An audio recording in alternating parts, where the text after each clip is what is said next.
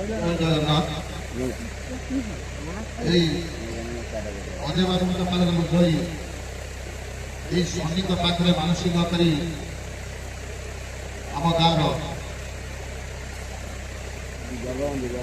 जगबंधु दास एक पुत्र संतान एवं कन्या दुईटी लाभ करते प्रति वर्ष शेष रजनी से गायक महाशय को 101 टंका प्रदान करती आज 121 टंका प्रदान कर आशा कले सदरे ग्रहण करेंगे एवं तापस भूया चंपक बरनारी मुग्धई 101 टंका एवं शिपुन मिट्टू राजा चंपक बरनारी 61 टंका प्रदान कर आशा कले सदरे ग्रहण करेंगे जोरदार करताली देवे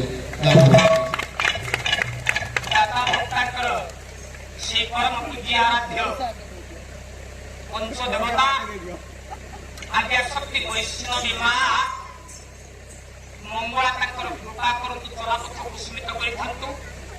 शनिश्वर आशीर्वाद प्राप्त होता पुओ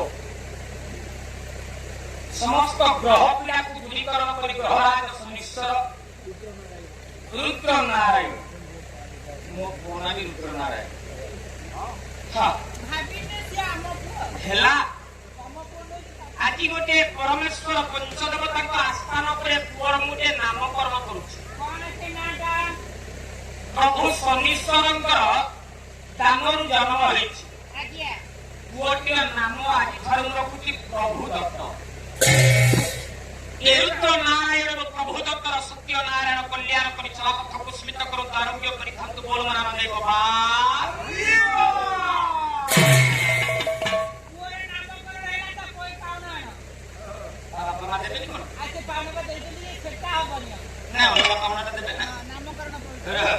बाबू कथा को पढ़ा श्री भगवान कृष्ण जो दुर्मिल राक्षस जन्म शास्त्र को पढ़े लगे कृष्ण राजा निजर पुओ बोली राजा देख अन्य जनकर बिंदु हेले भी निजर बिंदु कही समाज रे से को घृणा न करी निजर पुओ बोली परिचय देले के कृष्ण श्री कृष्ण राजांकर प्रतिदान को बुझी पारिला जे बड़ा धोकारे सिंहासन बाहर कर दे निजे हे बोला राजा गुलामानंद पाखर निज भय आत्म घोषित भगवान मु तमर विधाता मु होची तमर सब किछि ओ कृष्ण ओ जगन्नाथ ओ नारायण केही तुमको रक्षा करि परिबेनी मु होची तमर भगवान सही पारिलानी वसुता जगन्नाथ को जाय जणेला जगन्नाथ निमंत्रित हेले आ कथा देले कहले ए वसुधा मां मु जन्म नेबी रे मां कोठी जन्म नेबी कोठी जन्म नेले भगवान बाबा कृष्ण कोठी जन्म हेले बंदी घरे जन्म नाइ कि कृष्ण मोर कोठी जन्म हेले बंदी घरे बाबा कृष्ण कोठी बंदी घरे जन्म हेले नाइ कि ना कंस बंदी घरे कृष्ण जन्म हैना कृष्ण बंदी घरे जन्म नुहं बंदी घरे जन्म हला वाला किए ना पूर्ण ब्रह्म जगन्नाथ ये पद वाला मत निमंत्रण करिछु मनु आसे ठीक मो जगह आउन आसे हां जगन्नाथ निमंत्रित होइछन देखो ताले बंदी घर को किए आसे आ कृष्ण कोठी तो प्रभु करेला कथा चली ना कासे उदेवी सहाय करो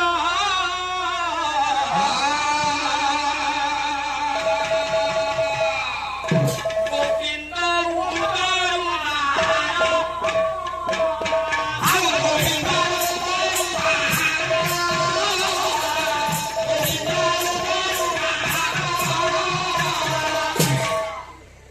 आकाश उदे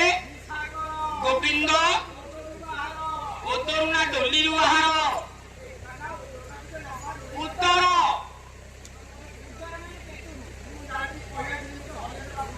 जन्म हेले कि ना गोविंद आज्ञा जन्म हेले कृष्ण जन्म हेले कि गोविंद दिए कृष्ण कर सी बापा एका ना दीटा नहीं रे मु गोटा पद पढ़ु देखे मुंडे की जाऊ छत्ती वसुदेव आदेश कले गोविंद कौन कहले कहले नंदमणिए मते थोई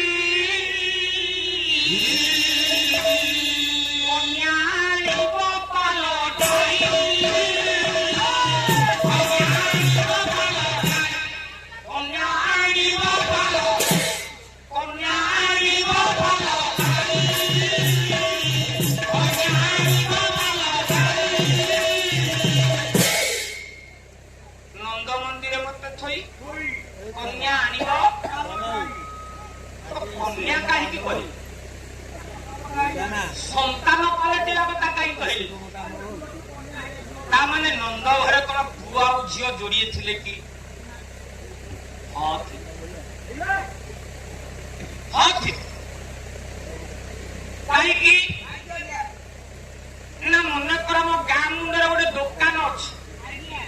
से दुकान तेली दुकान खाली तेल बिका हो आम छुआ हाथ में टंका 100टा धरे बोतलटे धरे देले सी आपे बुझीजे नबीना तेली दुकान को जा तेल आनी तेल आने को पड़ो बोतल धर टंका धर नबीना दुकान को जा पुआ बुझीजी जे तेल आसी यदि भेराइटी स्टोर हो टंका देला माने पुआ पचारि कौन कौन आनी से ना कहवा पड़ो तेरे जदि नंद घरे गोटे पुओ थिला केवल झीटा थिला केवल ताहाले से तो कहितांते नंद संतान आनिब पालटे नंद छुआटा को आनी से झीटा कहीं कहले ता माने बोधे पुलिंग स्त्रीलिंग जोड़िए थी से स्त्रीलिंग को इंडिकेट करे पॉइंट बी नोटेड लेख पॉइंट को विचार करा जाए मुंडे की लेके जाऊछ बोला बेले उग्रसेन बात जगला रहठिया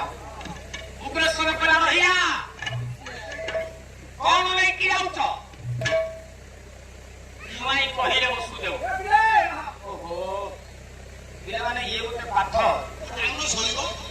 याकू दांडी मारिया न सुनिले बुझा पड़िबो काहे कि ना बापा हे माने आगु जानि छुटी बंदी घरे कृष्ण जन्म हंती ये भागवतर समीक्षा अच्छा कृष्ण जन्म समीक्षा बापा मु कंसबोध करने को जाऊ मु हरिवंश पुराण अच्युतानंद को रचित करने को जाऊँ ये वंशबोधन तेना को ठीक है न सुनी आप बुझी पारे पिले माने पार्टी करो उग्रसेन राजा लेकी गला बेले वसुदेव लेकी गला बेले उग्रसेन राजा पचारिला बोला जी भाई कौन चोरी करके नौछ ना किसी ना भगवान को लेके जाऊ भगवान विश्वास होनी कौन हले विश्वास पाए मु चिन्ह देखले आकुती बोला यार आगे रे पर्वत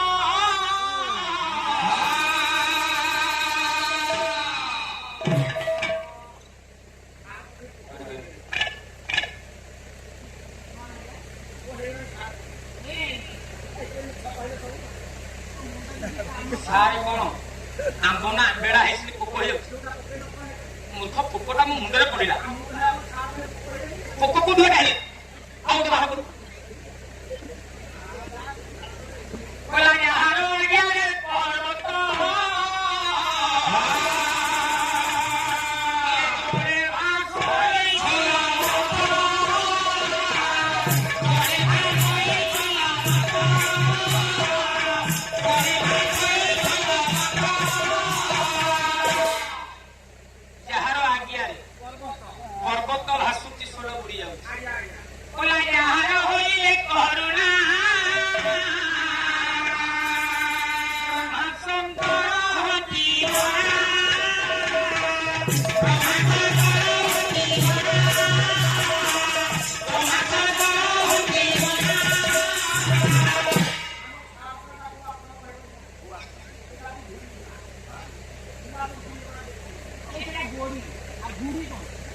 ନାଇଁ ଆଜି ହଟ କିଏ ବାର ହଟ ଠିକ ଅଛି ଯାହାର ଆଜ୍ଞାରେ ପର୍ବତ ଭାସୁଛି ସୋଲ ବୁଣୁଛି ଯାହାର କରୁଣା ହେଲେ ବ୍ରହ୍ମା ଶଙ୍କର ବଣ ହେଇଯାନ୍ତି ସେଇ ପ୍ରଭୁ ତୁମେ ତାକୁ ହିଁ ପଚାର ତାର ଉତ୍ତର ସେ ଦବ ପରମ ଶାସ୍ତ୍ର ଭାଗବତ ତୁ ତୁ ଭଗ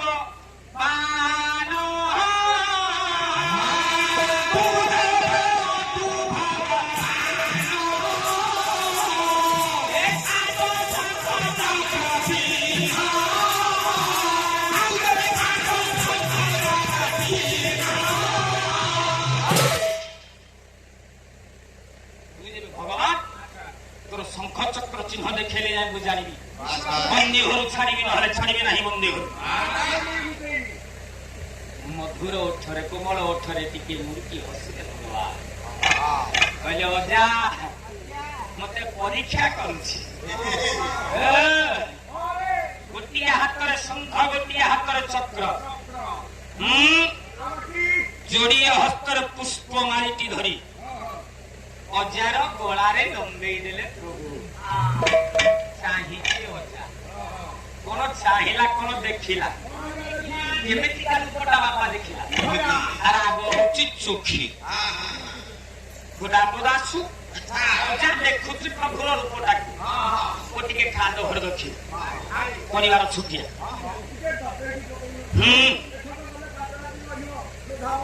হ্যাঁ ମାର ଆଶୀର୍ବାଦ ବର୍ଷା ଘରେ ଘଡ ଘଡ ହଉଛି ତିଳ କଟା ପିନ୍ଧି ମଞ୍ଚ ଚଢିଲେ ସେଇ ଚଣ୍ଡୀ ପୁଣି ରଡ ରଡ ହର କହିଲା କନେ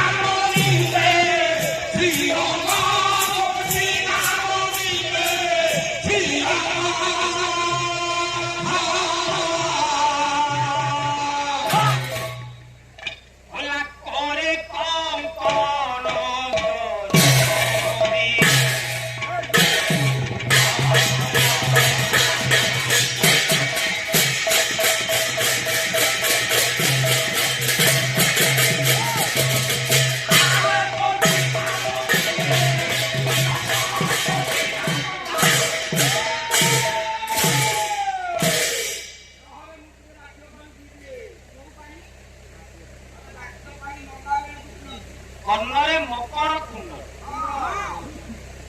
ମସ୍ତକରେ ମଣିମୟ ଖଚିତ ମୁକୁଟ ବକ୍ଷରେ ଶିବସ୍ୱ ବ୍ରାହ୍ମଣ ପଦଚିହ୍ନ ହାତରେ କଙ୍କଣ ପାଦରେ ନୁପୁର ଦେଖିଲେ କିନା ଅଜା କହିଲା ରେ ସବୁ ଦେଖୁଛି ଏ ପ୍ରଭୁର ମୁଖମଣ୍ଡଳଟା ମୁଁ ଦେଖିପାରୁନି ତାହେଲେ ମା ଇଏ ଗୋବିନ୍ଦଙ୍କର ମୁଖମଣ୍ଡଳଟା କେମିତିକା ହେଇଥିଲା ଆଉ ଜଣେ କମିଟି ଆଣିଲା ଦଶ କଲ କହ ସତ୍ୟ କବି ଏ ପ୍ରଭୁର ମୁଖମଣ୍ଡଳଟା କେମିତି ଦେଖାଯାଉଛି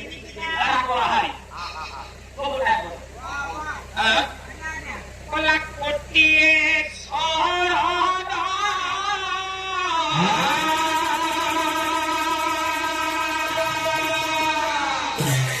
ସୁନ୍ଦରୀ ଏଇ ମୁଖ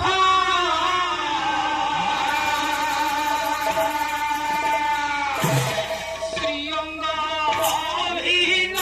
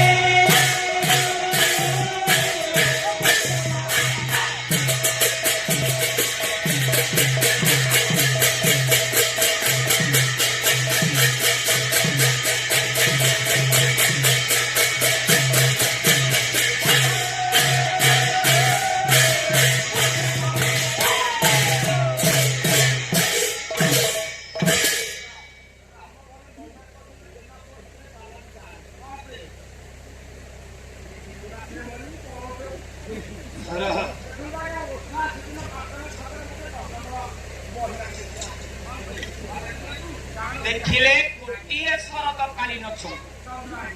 ବର୍ଷକ ଯାକରେ ମା ଶରତକାଳୀନ ଚନ୍ଦ୍ରଟା ଦେଖିବାକୁ ଭାରି କବି କଳ୍ପନା କଲେ ଗୋଟିଏ ଶରତକାଳୀନ ଚନ୍ଦ୍ର ଏକାଠି ହୁଅନ୍ତି ଯେତିକି ଜାତିର ଜ୍ୟୋତିର୍ମୟ ରୂପ ଧାରଣ କରିଲେ ଏ ପ୍ରଭୁର ମୁହଁଟା ତାଠୁ ଆହୁରି ଉଜ୍ଜ୍ୱଳ ଦେଖାଯାଉଛି।